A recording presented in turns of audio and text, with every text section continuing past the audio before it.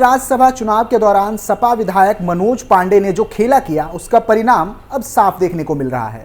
मनोज पांडे ने cross voting करते हुए सपा के पूरे प्लान पर पानी फेर दिया था, जिसकी वजह से सपा 2 सीटों पर ही सिमट कर रह गई और इसको लेकर सपा प्रमुख अखिलेश में बौखलाहट साफ तौर पर देखी जा सकती है।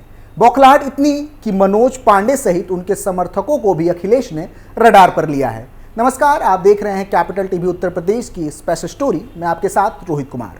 आज की स्पेशल स्टोरी में बात होगी सपा में हो रही बगावत और उसके परिणामों की। क्या है अखिलेश का मनोज पांडे से बदले का प्लान और आगे की रणनीति, देखेंगे आज की स्पेशल स्टोरी। राज्यसभा चुनाव में हार के बाद बौखलाए अखिलेश। मनोज पांडे की हो सकती है सपा से छुट्टी। बदले दिखे पांडे के तेवर। जल्द हो सकती है योगी से मुलाकात। ऊंचाहार से सपा विधायक मनोज पांडे द्वारा राज्यसभा चुनाव में क्रॉस वोटिंग किए जाने के बाद उनके समर्थक और पदाधिकारियों पर कार्रवाई शुरू हो गई है। प्रदेश अध्यक्ष नरेश उत्तम पटेल के निर्देश पर आधा दर्जन से अधिक पार्टी के पदाधिकारी को सपा जिला अध्यक्ष वीरेंद्र यादव ने निष्कासित कर दिया है। सपा से निष्कासित ये सभी नेता विधायक मनोज पांडे के खास बताए जा रहे हैं, जिनको अब पार्टी से बाहर का रास्ता दिखाया गया है। इसको लेकर सपा जिला अध्यक्ष वीरेंद्र यादव का बयान भी सामने आया। यादव ने अपने बयान में क्या कुछ कहा, देखिए। अध्यक्ष जी, राज्यसभा में क्रॉस वोटिंग को लेकर कुछ कार्रवाई की गई है राजनीति के पदाधिकारियों पर, कितने पदाधिकारी कुछ कार्रवाई हुई है और क्या कितने समर्थक हैं? देखिए, कुछ पदाधिकारी हैं जो लगातार अनुशासनहीनता में लिप्त थे। इसका संज्ञान हमारी पार्टी के प्रदेश अध्यक्ष जी ने लिया और उन्होंने कुछ पदाधिकारियों को, करीब 6 पदाधिकारियों को पार्टी से निष्कासित किया है।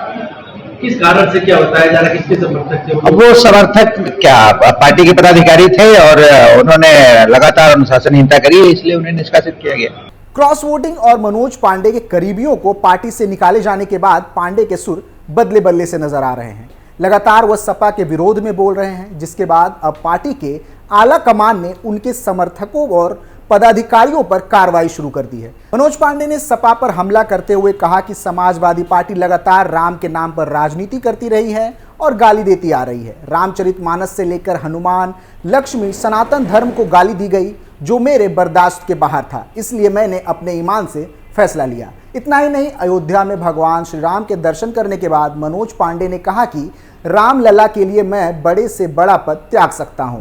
मनोज पांडे ने सपा मुखिया अखिलेश यादव पर भी हमला बोला।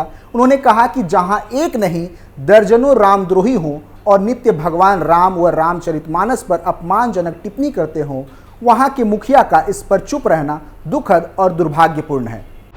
क्या है क्रॉस वोटिंग की पूरी कहानी? यूपी में लोकसभा चुनाव से ठीक पहले भाजपा ने राज्यसभा चुनाव में अखिलेश यादव को बड़ी मात दी। सपा विधायकों की क्रॉस वोटिंग से भाजपा के सभी 8 प्रत्याशी जीत गए। समाजवादी पार्टी के 3 में से 2 ही प्रत्याशी जीत सके। तीसरे प्रत्याशी आलोक रंजन हार गए। सपा के 7 विधायकों ने क्रॉस वोटिंग करते हुए भाजपा के पक्ष में वोट दिया। सपा के पक्ष में भी एनडीए के 1 विधायक ने क्रॉस वोटिंग की। बसपा के एकमात्र विधायक ने भी भाजपा को ही वोट दिया। मतदान के तुरंत बाद मतगणना शुरू हुई, लेकिन बीच में रोकनी भी पड़ी।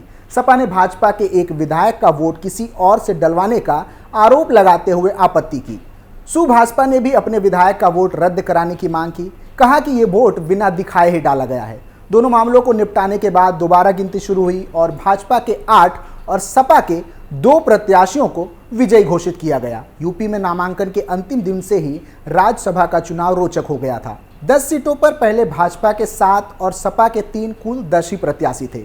नामांकन के अंतिम दिन भाजपा ने अपना 8वां प्रत्याशी उतारकर चुनाव को रोचक बना दिया था। भाजपा की मंशा लोकसभा चुनाव से ठीक पहले सपा में सेंधमारी करनी थी। भाजपा अपनी रणनीति में सफल भी हो गई।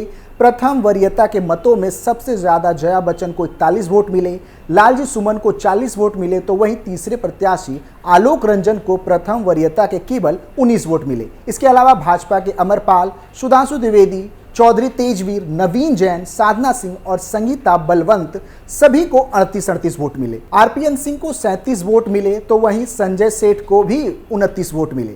भाजपा की रणनीति का ही असर था कि सपा के मुख्य सचेतक मनोज पांडे भी बीजेपी के पाले में चले गए। उनके अलावा विधायक मुकेश वर्मा, पूजा पाल, राकेश पांडे, विनोद चतुर्वेदी, राकेश प्रताप सिंह और अभय सिंह ने भाजपा के पक्ष में वोट डाला। तो सपा के चर्चित पूर्व मंत्री गायत्री प्रजापति की पत्नी विधायक महाराजी प्रजापति वोट देने नहीं पहुंची।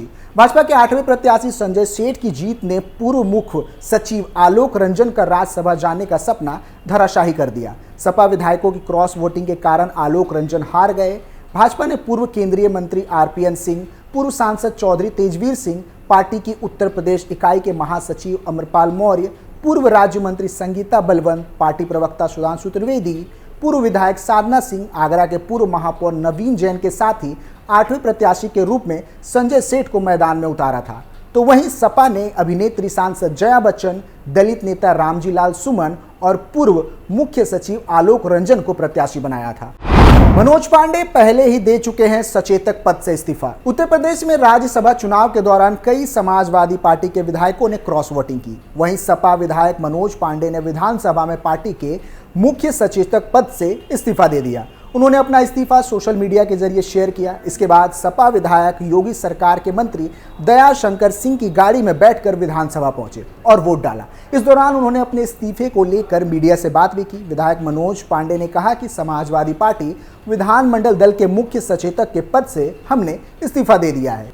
विधायक मनोज पांडे ने अपने इस्तीफे वाली चिट्ठी में लिखा, मैं अवगत कराना चाहता हूं कि आपके द्वारा हमें सपा विधानमंडल दल उत्तर प्रदेश विधानसभा का मुख्य सचेतक नियुक्त किया गया था, अतः मैं मुख्य सचेतक के पद से त्यागपत्र दे रहा हूं। कृपया इसे स्वीकार करने की कृपा करें। इसके ठीक बाद मंत्री दयाशंकर सिंह का बयान सामने आया। दयाशंकर सिंह ने कहा, मनोज पांडे हमेशा सनातन धर्म के पक्षधर रहे हैं। रामलला के दर्शन के लिए जब प्रस्ताव आया तब वो चाहते थे कि सभी लोग दर्शन के लिए जाएं, लेकिन लोगों ने उनका विरोध किया। बीजेपी क्यों ले रही है मनोज पांडे में इतनी दिलचस्पी? 2012 के चुनावी दंगल में मनोज के साथ जिले में सपा के 5 विधायक जीतकर विधानसभा पहुंचे थे, लेकिन 2017 के चुनावी रण में मनोज ही सपा के एकमात्र ऐसे योद्धा रहे जिन्होंने ऊंचाहार से जीत दर्ज कर जिले में समाजवादी पार्टी की लाज बचाई थी। मनोज पांडे का रायबरेली के साथ आसपास के जिलों में भी खासा प्रभाव है, पर ऊंचाहार मनोज के बीच रिश्तों की ऐसी लड़ी जुड़ी है जिसे तोड़ पाना किसी के लिए असंभव सा लगता है। 2022 के चुनाव में भाजपा ने अपने प्रदेश महामंत्री अमरपाल मौर्य को उतारकर अभी नहीं तो कभी नहीं के नारे के साथ जंग लड़ी थी। गांव-गांव मनोज को हराने के लिए भाजपा ने पूरी ताकत लगा रखी थी। 10 मार्च को जब मतों की गिनती के बाद ऊंचाहार का चुनाव परिणाम आया तो मनोज एक बार फिर विजेता बनकर सामने आए। मनोज पांडे ने स्वामी प्रसाद मौर्य के बेटे को 2 बार हराया। वहीं 2012 में पहली बार सपा के टिकट पर ऊंचाहार सीट से लड़ने आए डॉक्टर मनोज पांडे ने बसपा के टिकट पर लड़े स्वामी प्रसाद मौर्य के पुत्र को हराकर विधानसभा पहुंचे। तो 2017 के चुनावी दंगल में भी मनोज का मुकाबला भाजपा के टिकट पर चुनाव मैदान में उतरे स्वामी प्रसाद मौर्य के पुत्र से ही हुआ और दूसरी बार भी यहां मनोज ने ही जीत दर्ज की। हाल ही में स्वामी प्रसाद मौर्य से भी इनका विवाद सामने आया, जिसके बाद स्वामी को महासचिव पद से इस्तीफा तक देना पड़ा। बता दें कि सपा नेता मनोज पांडे स्वामी प्रसाद मौर्य के बयानों पर अक्सर कड़ी प्रतिक्रिया देते हुए पाए जाते हैं और कहीं ना कहीं यही कारण है कि बीजेपी मनोज पांडे को अपने पाले में लाने की कोशिश कर रहे हैं। ऐसा इसलिए क्योंकि स्वामी प्रसाद मौर्य अक्सर हिंदू विरोधी बयानों को लेकर बीजेपी के निशाने पर रहते हैं और सपा में भी मनोज पांडे इनके बयानों को लेकर अक्सर विरोध जताते रहते हैं। एक बार स्वामी प्रसाद मौर्य पर तंज कसते हुए पांडे ने कहा था कि अपनी राजनीति को चमकाने के लिए कोई भी नेता धर्म को निशाना ना बनाए। सपा सभी धर्मों का सम्मान करती है, हमें किसी भी जाति व धर्म के खिलाफ बोलने का अधिकार नहीं है। सपा नेता आईपी सिंह ने भी स्वामी प्रसाद मौर्य को घेरते हुए कहा था कि उन्हें धार्मिक मुद्दों पर हर दिन बोलने से बचना चाहिए। 2012 से पहले ऊंचाहार थी डलमऊ सीट। 2012 से पहले ऊंचाहार विधानसभा को डलमऊ सीट के नाम से जाना जाता था, लेकिन उसके बाद हुए परसिमन में डलमऊ सीट को ऊंचाहार के नाम से पहचान मिली। इसमें ऊंचाहार, रोहनिया, दीनाशाह, गौरा, जगतपुर व डलमऊ ब्लॉक के आधे से अधिक हिस्से लगते हैं। अब मनोज पांडे को लेकर सपा क्या फैसला लेगी? क्या पांडे बीजेपी का दामन थामेंगे? ये देखना दिलचस्प होगा। आज की स्पेशल स्टोरी में इतना ही। आप देखते रहिए कैपिटल टीवी उत्तर प्रदेश। नमस्कार।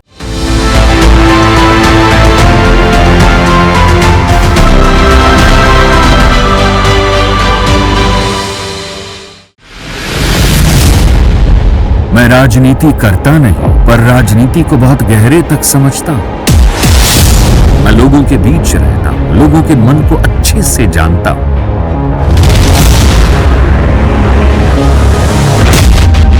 पब्लिक और पॉलिटिक्स की हर नक्श को खूब पहचानता हूं। संघर्ष की सियासत से सत्ता के सिंहासन तक मैं हर खबर से खरा सच निकालता हूं। ना कोई दौड़, ना कोई रेस। कैपिटल 2